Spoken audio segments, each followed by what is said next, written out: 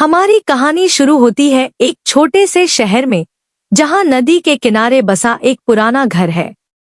घर का नाम है आशीर्वाद निवास, लेकिन यहाँ की जिंदगी हमेशा आशीर्वाद से भरी नहीं रही।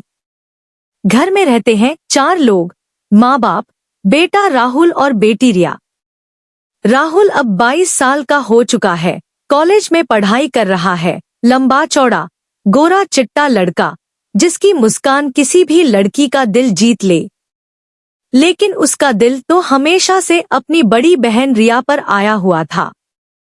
रिया 27 साल की है, शादीशुदा, लेकिन उसकी जिंदगी में एक बड़ा राज छिपा है। रिया की खूबसूरती की क्या बात करूं। वो ऐसी लगती है जैसे कोई अप्सरा धरती पर उतर आई हो। उसका रंग इतना गोरा कि दूध जैसा, आंखें बड़ी बड़ी काली, जो किसी को भी अपनी गहराई में डुबो दे। उसके होंठ गुलाबी, मुस्कान ऐसी कि दिल थम जाए। और उसका फिगर, उफ़, 34, 28, 36 का परफेक्ट फिगर, जो किसी मॉडल को भी मात दे। वो हमेशा फिट रहती है, जिम जाती है, योगा करती है। जब वो साड़ी पहनती है तो उसकी कमर की मटक ऐसी कि कोई भी मर्द घायल हो जाए। बचपन से ही राहुल रिया को देखकर सोचता था, दीदी तुम कितनी सुंदर हो, काश मैं तुम्हें छू पाता। लेकिन वो कभी कुछ कह नहीं पाया, बस चुपके चुपके उसकी तस्वीरें देखकर अपनी चाहतों को दबाता रहा। बचपन में दोनों भाई बहन साथ खेलते थे। रिया राहुल को गोद में उठाती, उसे चूमती और कहती, मेरा छोटा राजकुमार। राहुल को वो स्पर्श आज भी याद है। जैसे जैसे दोनों बड़े हुए, राहुल की नजरें बदलने लगी।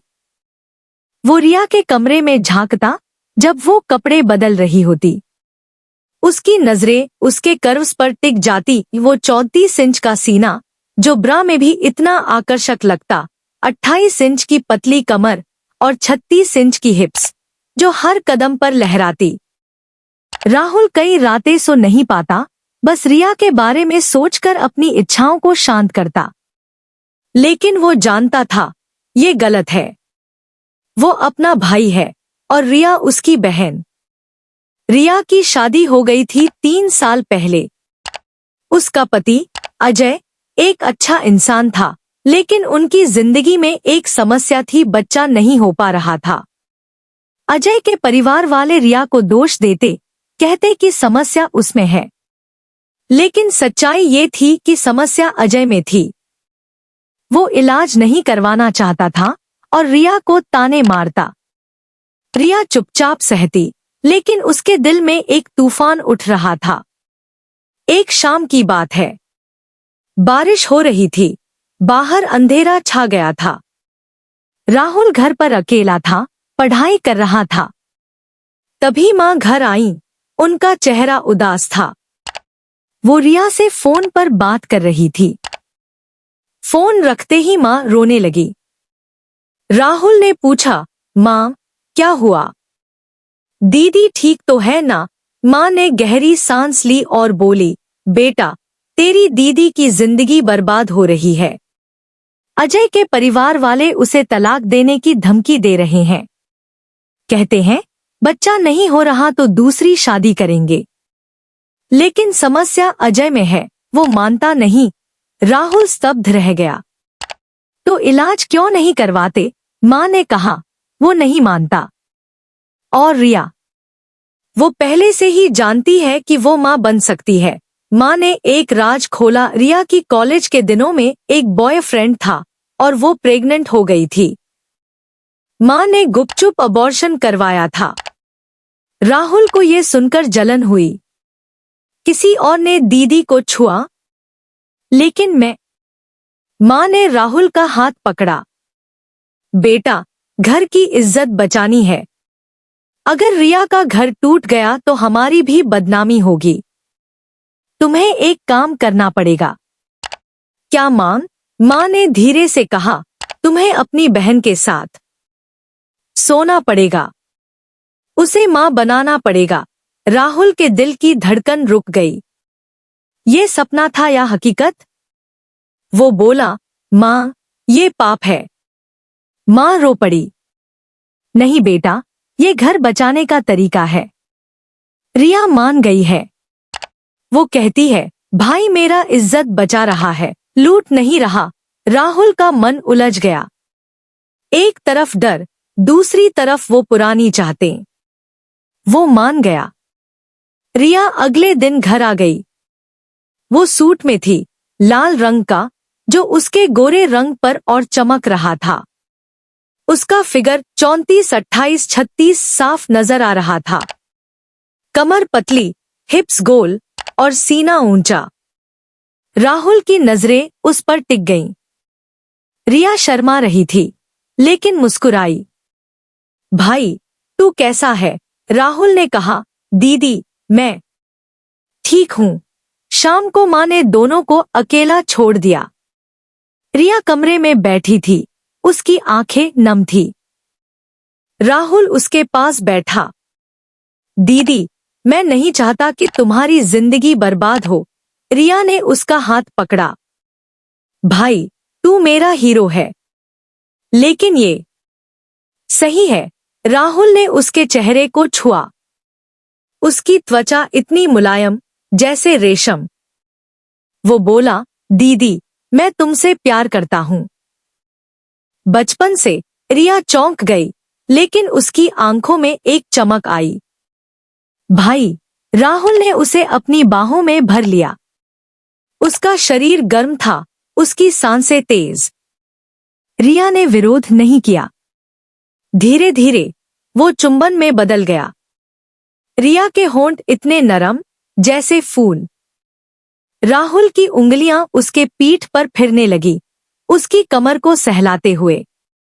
रिया सिहर उठी। भाई, धीरे। उस रात कमरे में अंधेरा था, सिर्फ चांद की रोशनी। राहुल ने रिया के कपड़े उतारे। उसका शरीर परफेक्ट। 34 इंच का ब्रेस्ट, गुलाबी निपल्स, 28 इंच की कमर जो पकड़ने लायक, और 36 इंच की हिप्स जो लहराती। राहुल ने उसे सहलाया, चुमा, हर इंच को प्यार किया। रिया की सिसकारियां कमरे में गूंज रही थी। भाई, आई लव यू। वो रात जुनून की रात थी। राहुल ने रिया को मां बनाने की कोशिश की, लेकिन वो सिर्फ सेक्स नहीं था, वो प्यार था। रोमांटिक, गहरा प्यार। दोनों एक दूसरे में खो गए। रिया बोली, तूने मुझे जिंदा कर दिया। रिया घर पर 10 दिन रुकी। हर दिन, हर रात, दोनों का प्यार बढ़ता गया। सुबह उठकर राहुल रिया के लिए चाय बनाता, उसे गोद में बैठाता, उसके बालों में उंगलियां फिराता। रिया हंसती, भाई, तू कितना रोमांटिक है। दिन में वो पार्क जाते, हाथ पकड़कर घूमते। शाम को मूवी देखते, जहां राहुल रिया की कमर पर हाथ रखता, उसे चूमता। रातें तो जादू की होती। राहुल रिया के शरीर की हर डिटेल जानता था, उसके ब्रेस्ट की नरमी, कमर की पतली लकीर, हिप्स की। घर आकर राहुल ने रिया को तौलिए से पोंछा, उसके गीले कपड़ों को उतारा। उसका फिगर और चमक रहा था। वो बोला, दीदी, तुम देवी हो। रिया ने उसे खींचा और दोनों बिस्तर पर गिर पड़े।